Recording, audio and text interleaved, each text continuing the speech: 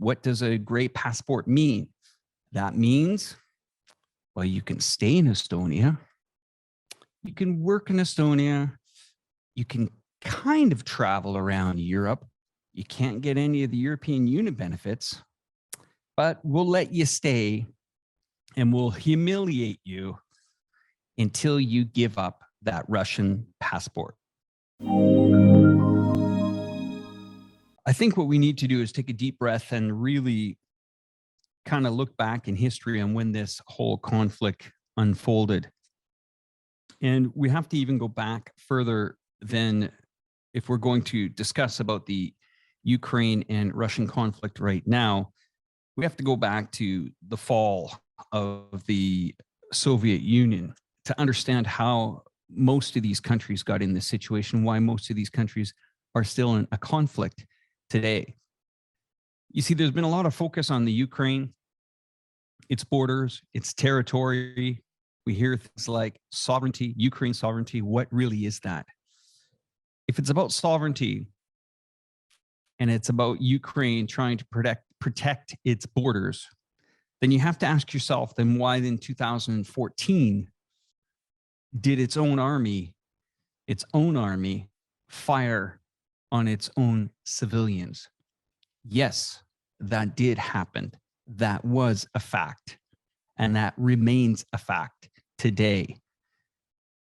And this is a narrative that the Western media has ignored because it was a failed attempt. Of course, they did remove the sitting president of the Ukraine at that time. But today, we still do not see, back in 2014 and 15, an election that took place that brought a new one in because, well, the American government decided Ukraine's future for them. So is this conflict with Ukraine and Russia? I'd have to say it's a proxy war. If we look and try to understand why these conflicts are going on and why these, we'll call it, civilians are rising up against governments, it's for a very clear reason. Because when the Soviet Union collapsed, a lot of people were displaced. And to understand that, you have to understand the geography. Now, maps will always be rewritten for years. Okay, into the future, there will be more territory taken by another nation or another country, but that's how conflicts are settled. But if we look into this situation, this is about a country that is protecting its citizens or ethnicity of these individuals, even though they're on the outside borders of their country. And let me give you some numbers to think about. The Baltic states, NATO members, okay. The Baltics have several ethnics, but one of them is Russian. 33% in Latvia, 25.4% in, let's say, the Lithuania, and over 30%, almost 900,000 in total in the Baltic states alone, or ethnic-speaking Russians. Now, I'm going to add something onto that.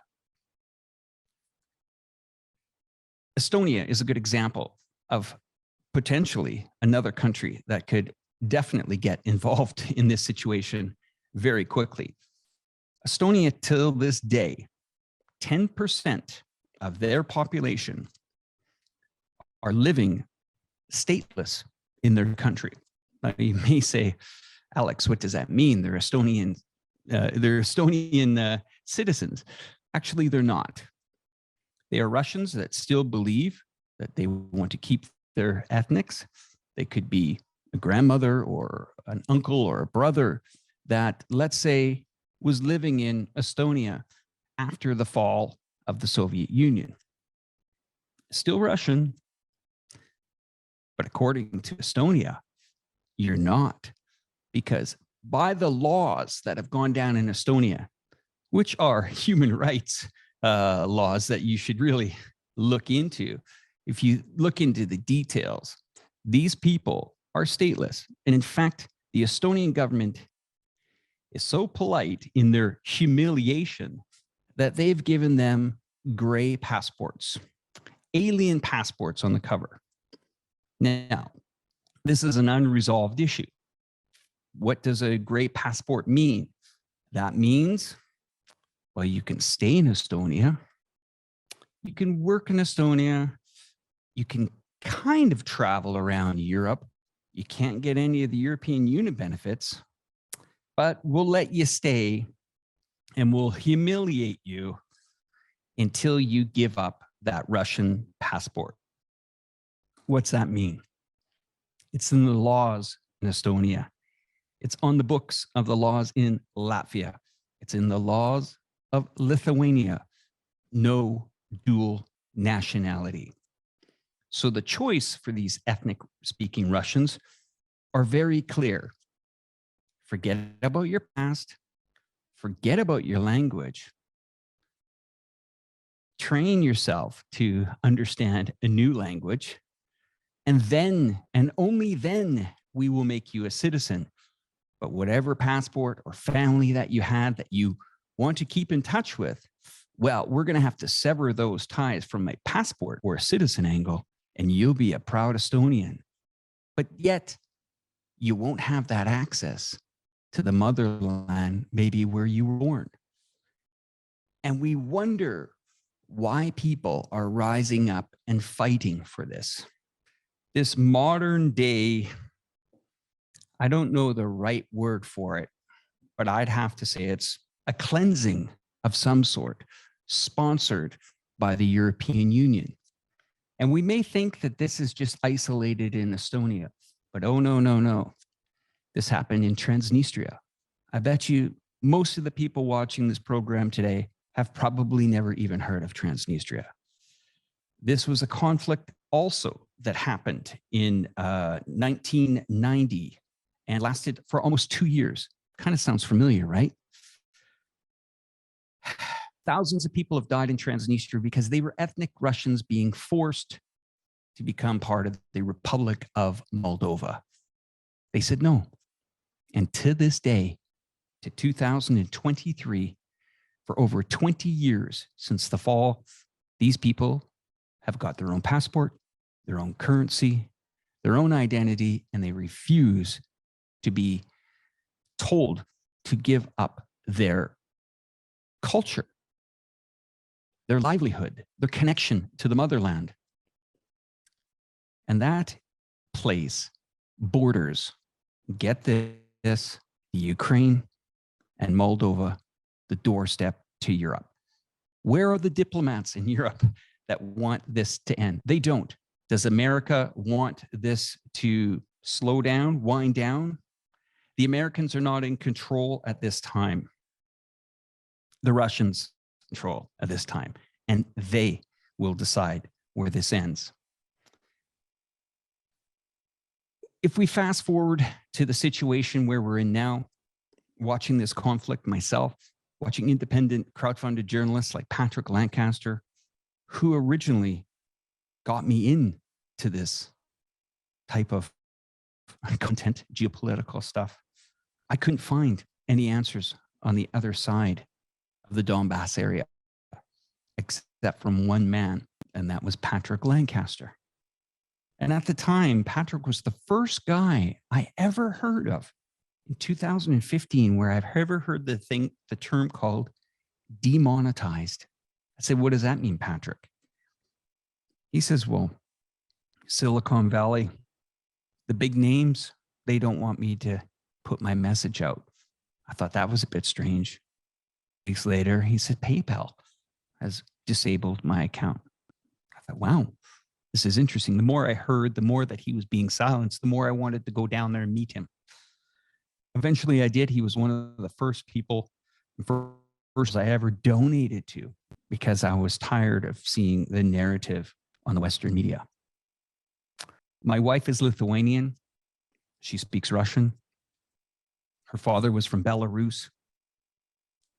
This is a culture, and these people are connected in many ways to Russia. Whatever crazy mandate the Americans, these NATO-led countries have on trying to cleanse these European countries of Russia, well, Judgment Day is here. The country of Russia that has 6,500 or 6,257 nuclear warheads is going to stand up for itself at any cost. They've seen pipelines bombed. Their downtown areas, desperation, drone attacks in the center of Moscow.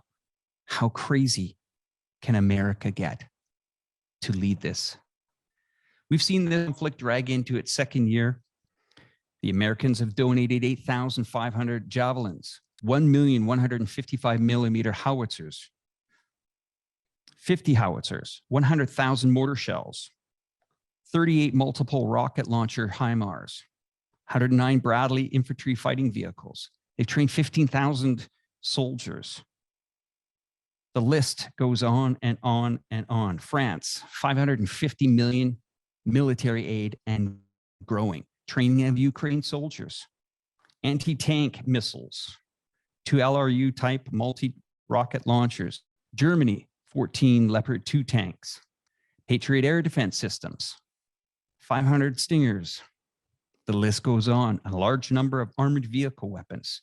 Spain, 6.7 million rifles and pistols.